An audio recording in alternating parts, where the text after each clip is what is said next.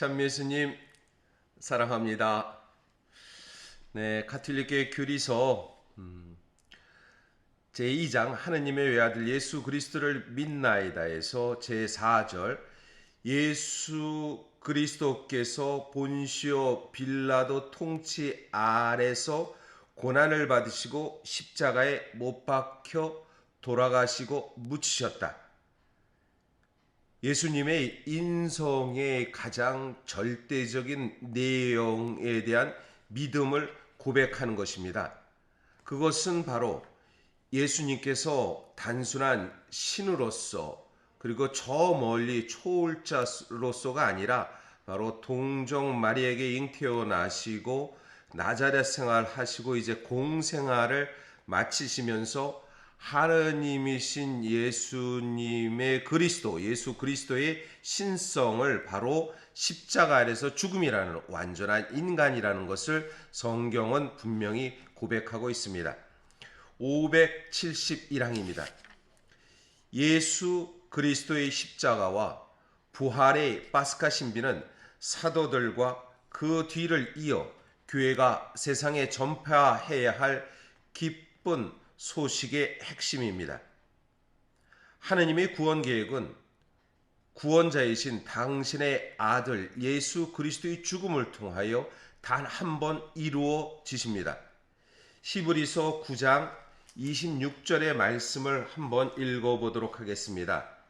만일 그렇다면 세상 창조 때부터 여러 번 고난을 받으셔야 했을 것입니다.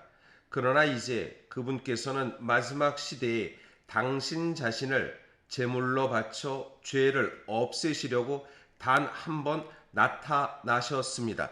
단 한 번 나타나셨습니다. 라는 것은 역사 안에서 유일한 존재로서 예수님께서 세상 안에 당신의 그 모습을 드러냈고 바로 죽음을 통하여 하나님의 구원 계획이 이루어졌다라는 것입니다.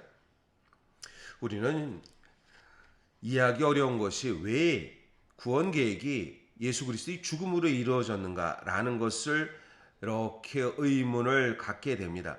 그렇지만 이러한 의문의 해결점은 우리 자신의 고통, 우리 자신의 아픔, 상처를 대신해서 기어 갚는 대속의 의미가 예수 그리스도 안에서 있다는 것입니다.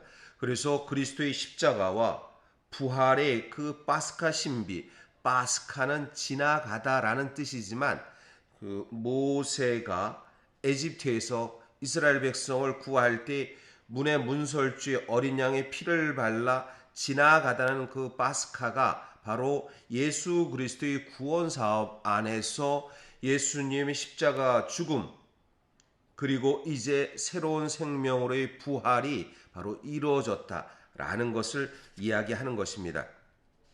교회는 예수님께서 당신의 파스카 전후에 주신 성경의 전체에 대한 해석을 충실히 따릅니다. 루카복음 24장 엠마오로 가는 두 제자의 이야기에서 당신 자신의 그 이야기를 성경 전체에서 설명하는 것입니다. 24장 27절의 말씀에선 바로 이런 말씀이 나옵니다. 그리고 이어서 모세와 모든 예언자들로부터 시작하여 성경 전체에 걸쳐 당신에 관한 기록들을 그들에게 설명해 주셨다.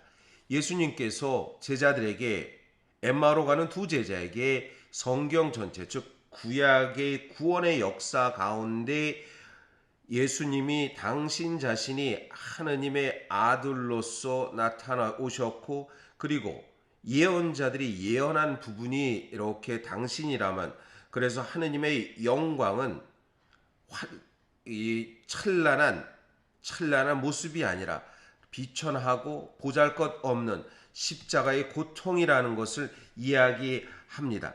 44절에서 45절에 또 이렇게 말씀이 나옵니다.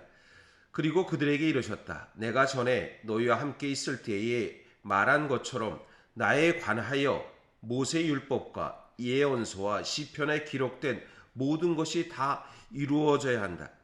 그때 예수님께서는 그들의 마음을 여시어 성경을 깨닫게 해 주셨다. 이어서 그들에게 이르셨다. 성경에 기록된 대로 그리스도는 고난을 겪고 사흘 만에 죽은 이들 가운데서 다시 살아나야 한다.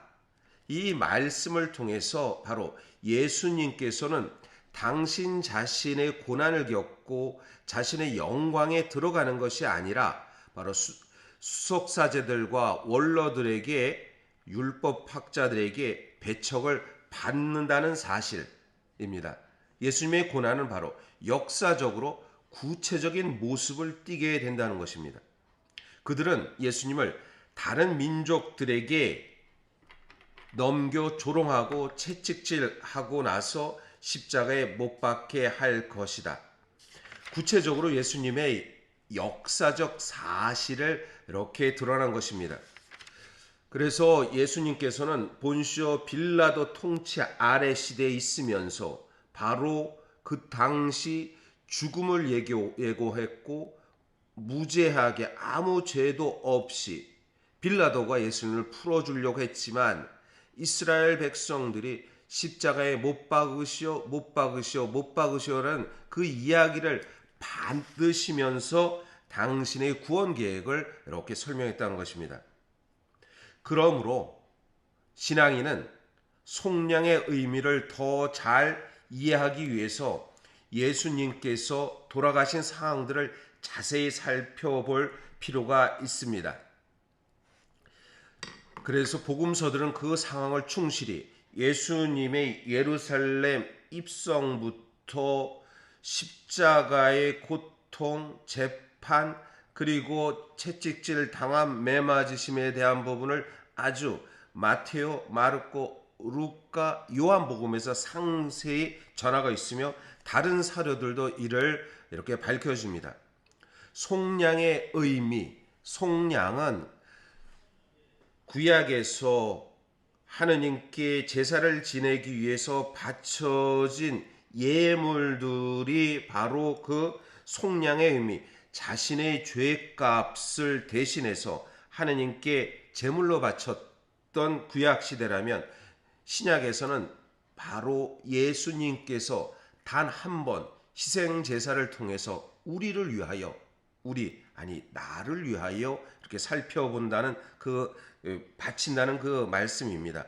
그러면 바로 우린 이런 말을 합니다. 나를 위하여 왜 예수님께서, 여기에는 신앙의 차원이 들어가게 되겠죠. 네. 오늘은 여기까지 공부하고요. 그리고 또 한편 주님 안에서 우리가 조금 더 나를 살펴보는 그런 시간을 함께 가졌으면 좋겠습니다. 네. 오늘도 행복한 하루가 되시기를 바라겠습니다.